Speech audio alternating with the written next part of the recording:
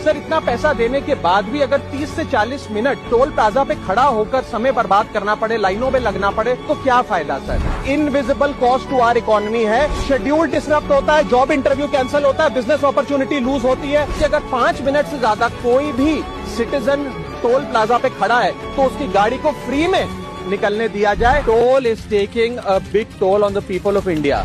Toll plaza पे persistent congestion, अटर mismanagement और over profiteering के चलते एक आम आदमी का अनुभव इनकन्वीनियंस से इनजस्टिस में बदल चुका है। और आज मैं उन्हीं सिटीजन्स की जो टोल प्लाजा पे हैरेसमेंट फेस करते हैं उनका मुद्दा आपके सामने रखना चाहूंगा। सर मेरा पहला कंसर्न है tax burden on the citizen. Sir incidence of tax related to roads and highways is very very high in India.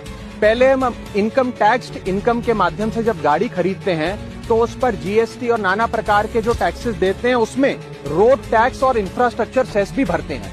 उसके बाद जब पेट्रोल डीजल भरवाते हैं तो स्पेशल एक्साइज ड्यूटी, वैट के साथ साथ हम रोड डेवलपमेंट सेस और इंफ्रास्ट्रक्चर सेस भी भरते हैं। उसके बाद जब हाईवे पे गाड़ी चलाते हैं तो टोल टैक्स भी हमसे वसूला जाता है, जो एक नागरिक के लिए अनबियरेबल बनता जा रहा है। सर मेरा सेकेंड कंसर्न है extremely poor quality of roads.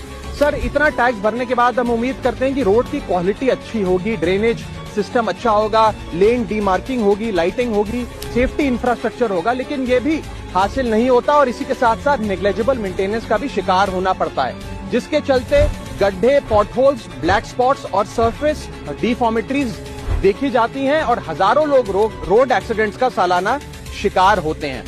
Sir इसी के साथ साथ थर्ड कंसर्न है कंजेशन, ट्रैफिक जैम और delay at toll plaza. Sir इतना पैसा देने के बाद भी अगर 30 से 40 मिनट टोल प्लाजा पे खड़ा होकर समय बर्बाद करना पड़े, लाइनों में लगना पड़े, तो क्या फायदा sir. Sir highways are meant for seamless connectivity, seamless mobility, लेकिन टोल प्लाजा पे जो कंजेशन है उसकी कॉस्ट कौन कैलकुलेट करेगा।